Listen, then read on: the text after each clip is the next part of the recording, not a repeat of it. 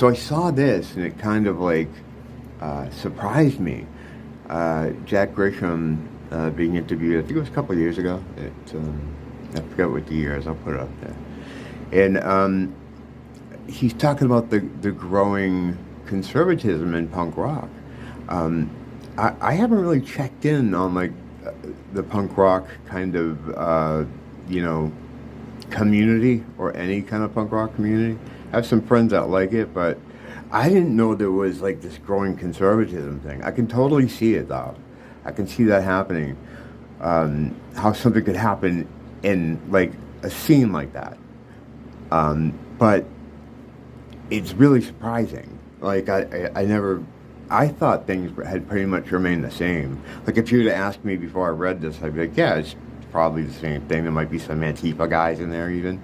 I mean, because I knew guys that were kind of like that, before Antifa was a thing. Like that used to get up to that kind of stuff. So I'm sure, like, I was certain it was like, if anything, it was more hardcore in that direction by now. So surprised to read this, that it's just weird that I never thought that would even be possible.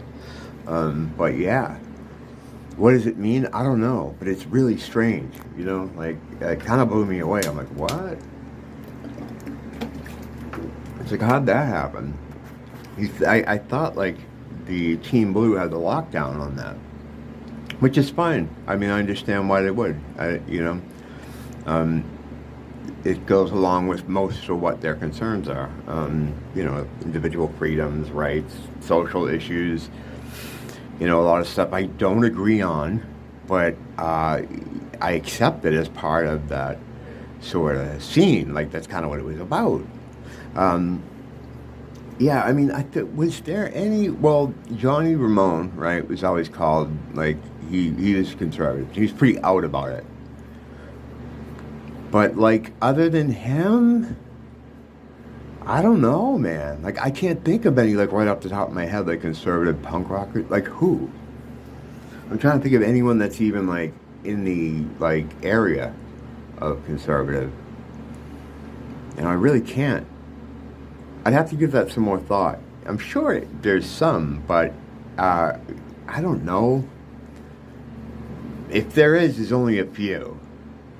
Because it's like, if you're... my favorite punk band is The Damned. They don't have anything to do with politics. But, I also love a lot of bands that do have a lot to do. I love Gang of Four. They're pretty extreme, and it's not about liking one thing or another. The thing is, here's the whole thing.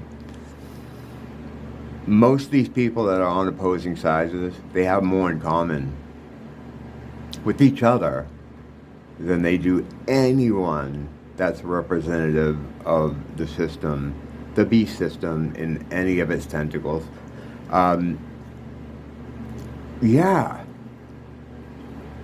It's a trap.